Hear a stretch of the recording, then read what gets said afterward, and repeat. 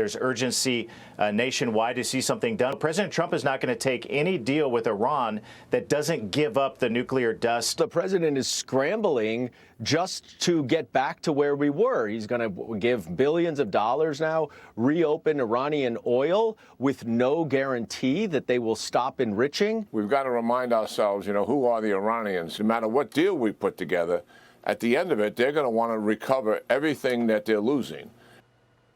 Well, there's a deal on the table.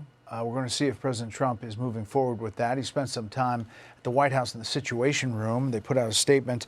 The Situation Room meeting has concluded. This was earlier this afternoon. It lasted approximately 2 hours. President Trump will only make a deal that is good for America and satisfies his red lines. Iran can never possess a nuclear weapon. Earlier, the president put out on Truth Social, ships caught in the strait due to our amazing and unprecedented naval blockade, which will now be lifted, may start the process of heading home.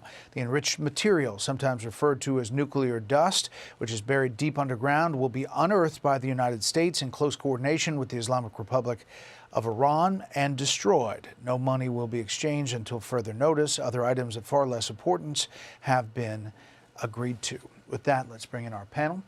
Wall Street Journal White House reporter Philip Wegman, Fox News contributor Molly Hemingway, and Robert Wolf, also a Fox News contributor. Phil, we've heard this back and forth before, and we've been kind of around these negotiations. This one seems more detailed, and the White House is signaling maybe they're getting very close to this deal.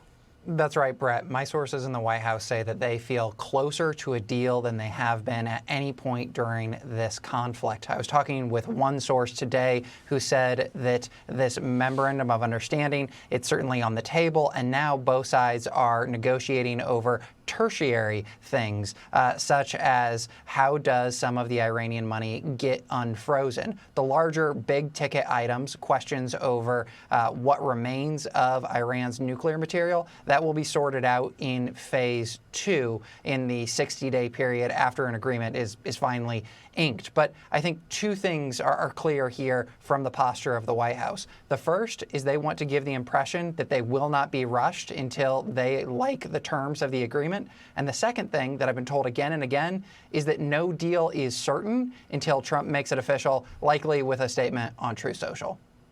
Yeah, and we'll see. I mean, it could come any moment, any day. Molly, the Iranian parliament speaker on these negotiations, we seize concessions not through dialogue but with missiles. In negotiations, we merely make them understand. We have no trust in guarantees or words. Only actions are the measure. The winner of any agreement is the one who is better prepared for war from the day after. Lovely sentiment there from the Iran parliament speaker. Molly. Well, I think this is the problem. Trump is somewhat clear on this. Iran can choose to become a functioning member of society, be part of a wonderful economic situation there in the Middle East by playing nice with its neighbors, or it can continue to seek war. The United States is not eager to have this go on for a very long period of time, but Trump seems willing to say, unless you make the right decision, you will have war. But having some time for people, wiser minds in Iran, to get together and be able to help enforce this, that's a good thing. So we can hope for the best here. Yeah, Robert, the Treasury Secretary out at the Reagan Economic Forum talked about dealing with the Iranians, the complications. Take a listen. It's very tough because on one side we have a theocracy with the clerics. On the other side, we have a thugocracy with the IRGC, and you've got to convince both sides. The whirlwind, we'll get to the other side of this. The economy has been very resilient through all this. He also talked, Robert, about the sanctions on Iran and all that has put the squeeze on them. Meantime, oil prices today, updating, it's 87.36 at this point, obviously down from the highs, and there is some expectation that all of these tankers in the strait will relieve that even further. Yeah, well, there's a lot to unpack there. I mean, one, I would say with respect to some of the Treasury Secretary Besson's comments that the economy is doing great. I mean, we just had numbers come out where inflation's gone up and GDP's gone down. So that's about as much of a Texas hedge as you can imagine. with respect to the Strait, I mean, we know through some of your investigative reporting that there are these vessels going from Iran to China, and we're not really sure how much the sanctions have really impacted Iran from a dollars and cents basis. China has been getting, supposedly they're near 1 million barrels a day through different types of vessels. And we know China needs it because, they get it from Venezuela, Russia, Saudi, and Iran. And those big four have had sanctions off and on for years. So it's clear to me that, the president should try to do a ceasefire and for the 60 days and try to have an agreement done. But I agree with his red line on any type of nuclear proliferation cannot happen.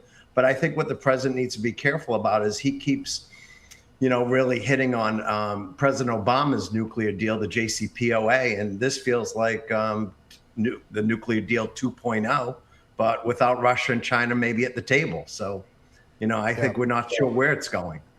The Gulf Arab states, obviously, Philip, intimately involved. They're next door neighbors. They've taken a lot of incoming, UAE in particular. And one of the things I've heard from sources is that, part of their push to pause and do this ceasefire is concern about some of the ammunition, some of the Patriot batteries that they don't have access to, some of the things that they're worried about their defense. The UAE, however, has been on the offense.